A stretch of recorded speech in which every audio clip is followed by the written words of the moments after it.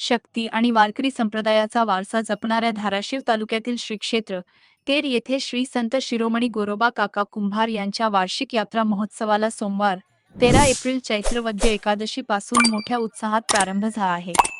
यात्रेनिमित्त अवघ्या महाराष्ट्रातून भाविक आणि दिंड्या तेरमध्ये दाखल झाल्या असून संपूर्ण परिसर ज्ञानोबा तुकारामच्या जयघोषाने दुमदुमून गेला आहे। सोमवारी पहाटेच्या मंगल मुहूर्तावर जिल्हा परिषदेच्या अध्यक्षा सौ अर्चना पाटील, माजी राज्यमंत्री राणा जगजितसिंह पाटील यांच्या पत्नी आणि भाजप युवा नेते मल्हार पाटील यांच्या हस्ते संत गोरोबा काकांच्या समाधीची विधिवत महापूजा करण्यात आली।